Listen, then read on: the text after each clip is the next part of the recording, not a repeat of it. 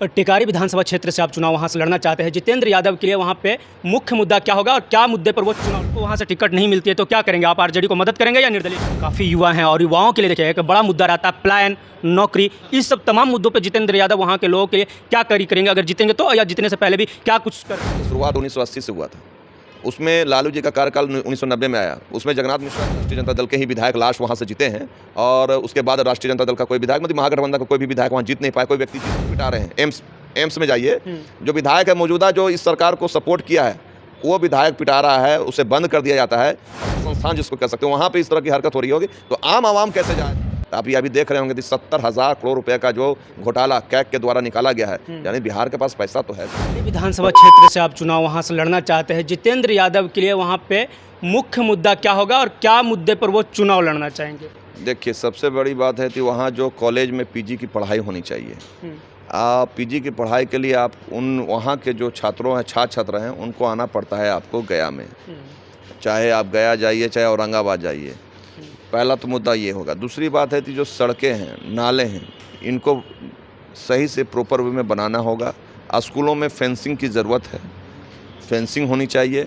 अस्पतालों में जो प्रॉपर डॉक्टर होना चाहिए। अभी हाल फिलहाल में ही मकपा के एक थे, उनके साथ जो घटनाएं घट गई और उसमें कह सकते हैं आपकी कि जो चिकित्सक हैं, जो डॉक्टर हैं, उनकी गलती कारण हर्निया का ऑपरेशन में उनकी मृत्यु हो जाती है। उनके वैसे डॉक्टर को वहाँ से हम लोग हटाना चाहते हैं। और जो ब्लॉक में जितना भ्रष्टाचार है, चाहे उस चीज़ को रोकने के लिए हम लोग इस चीज़ को आगे तत्परता से लेंगे। जितेंद्र यादव, आप काफ़ी युवा हैं और युवाओं के लिए देखिए एक बड़ा मुद्दा रहता है प्लान, नौकरी, इस सब तमाम मुद्दों पर जितेंद्र यादव वहाँ के लोगों के लिए क्या करेंगे अगर जीतेंगे तो, या जीतने से पहले भी क्या कुछ कर रहे हैं वहाँ पे? देखिए, सबसे बड़ी बात है कि ये बिहार सरकार में जैसे ही तेजस्वी जब सरकार बनती है तो हम लोग जितना भी वैकेंसी है, अभी आप देखिए थी जब उनको वो बोले थे कि हम 10 लाख नौकरी देंगे 2020 में, तो उनको बोला गया कि आप क्या अपने पिताजी के यहाँ से नौकरी लाइएगा।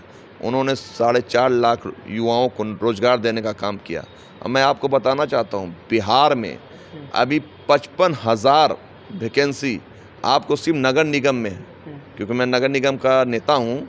नगर निगम में वैकेंसी है 55,000 का, वो भी वैकेंसियाँ होंगी। तो ये जान लीजिए, जैसे ही बिहार में तेजस्वी जी की सरकार आएगी तो ये रोजगार वाला जो प्लान है, प्लान तो हम नहीं कर सकते मगर रोजगार देने का काम करेंगे और युवाओं को सशक्त बनाने का काम करेंगे। और कहा जाता है कि पैसा कहाँ से आएगा, तो आप ये अभी देख रहे होंगे कि 70,000 करोड़ रुपए का जो घोटाला कैग के द्वारा निकाला गया है, यानी बिहार के पास पैसा तो है साहब, पैसा है। अगर कोई कहता है कि कहाँ से लाएंगे, पैसा है तभी तो। ये आरोप तो लालू प्रसाद यादव पे लगाते थे लोग कि लालू प्रसाद यादव हैं जो चारा घोटाला करने किए थे और उसमें काफ़ी जो जितने भी बिहार का जो धन था वो लूट खाए थे चारा घोटाला के माध्यम से। आप कह रहे हैं नीतीश सरकार में हो रही है। देखिए, चारा घोटाला का शुरुआत 1980 से हुआ था। उसमें लालू जी का कार्यकाल 1990 में आया। उसमें जगन्नाथ मिश्रा जी थे। उसके बाद ये आए तो कहा जाता कंबाइन करके सिर्फ कहा जाता है कि जो जन चेतना लाने का काम किए उन पे इन्होंने पूरा दोषारोपण कर दिया था। मगर आप सोचिए, अभी 70,000 करोड़ की जो घोटाले हैं जिसका कोई जवाब देने के लिए सक्षम नहीं हो पा रही है सरकार। इसका 70,000 करोड़ समझ रहे हैं? बिहार की आबादी, पूरे देश बिहार की आबादी ही 13 करोड़ है साहब। आप सोच सकते हैं, उसमें 70,000 करोड़ रुपए, अगर उसका अगर एक करोड़ भी अगर सबको दे दिया जाता तो 1300 करोड़ रुपया होता। उसके बावजूद भी पैसा बच जाता। आपको सोच सकते हैं कि अगर सभी युवाओं को मिल जाए तो स्टार्टअप इंडिया हो जाए, जो मोदी जी कहते थे स्टार्टअप इंडिया, तो स्टार्टअप इंडिया हो जाता है। 1 करोड़ रुपया अगर सभी के पास होता, कोई ना कोई अपना रोजगार खोल लेते। ये तो कहीं ना कहीं भ्रष्टाचार का है और इसमें अफसरशाही हो गया है। प्रशासन का भी इसमें बहुत ज़्यादा, आप देखिए हर एक चीज़ में। आप विधायक पिटा रहे हैं। एम्स में जाइए, जो विधायक है मौजूदा जो इस सरकार को सपोर्ट किया है वो विधायक पिटा रहा है, उसे बंद कर दिया जाता है। और एम्स जैसे एक माननीय, मतलब एक ऊंचा संस्थान जिसको कह सकते हो, वहाँ पे इस तरह की हरकत हो रही होगी तो आम आवाम कैसे जाया जाता होगा? सोच सकते हैं। ये अगर मगध मेडिकल में अगर हम जाके बोलते हैं तो हमारे साथ तो हो सकता है, उनके साथ तो मारपीट हो रहा है, हमको हो सकता है जूनियर डॉक्टर जान ना मार दे। वही हाल है। क्या लग रहा है कि बिहार में डॉक्टरों का इतना ज़्यादा मनोबल बढ़ चुका है, किसी को भी मार दिया जाता है, कभी किसी पत्रकार को, कभी किसी विधायक को? देखिए, यही हो रहा है कि यहाँ पे विधायक को विधायक नहीं समझा जा रहा है, प्रशासन बात नहीं सुन रही है। BDO CO बेलगाम हो चुका है। सारे के सारे भ्रष्ट पदाधिकारी अभी आप बिहार के जितने भी अफसरशाही हैं सारे लोग बैठे हुए हैं, काबिज हो रखे हैं पदों पे, और उनका क्या नाम है, पोस्टिंग जब पैसा देकर हो रहा है तो जाहिर सी बात है तो पैसा का उगाई करेंगे। उगाई करने के लिए आम आवाम का जो कड़ी मेहनत का पैसा होता है उसको लूट किया जा रहा है। आप टेकारी विधान सीट से आप चाहते हैं कि आरजेडी का उम्मीदवार बने, जबकि वहाँ पे जो पिछले जो उम्मीदवार थे वो कांग्रेस से थे और काफ़ी कम मात्रा से वो चुनाव हारे थे। जाना जा रहा था कि ऐसा कि फिर से लग रहा है कि उन्हीं को टिकट दे, तो आप कैसे मांग करेंगे आरजेडी की तरफ से? देखिए, जो वोटिंग हुआ था वो महागठबंधन के पक्ष में हुआ था, ना कि वो आरजेडी या कांग्रेस के पक्ष में, जो महागठबंधन के पक्ष में हुआ था। और इस बार अगर हम लोग मांग कर रहे थे राष्ट्रीय जनता दल का, क्योंकि उसके पहले भी राष्ट्रीय जनता दल के ही विधायक लास्ट वहाँ से जीते हैं, और उसके बाद राष्ट्रीय जनता दल का कोई विधायक, मतलब महागठबंधन का कोई भी विधायक वहाँ जीत नहीं पाया, कोई व्यक्ति जीत नहीं पाया विधायक के लिए।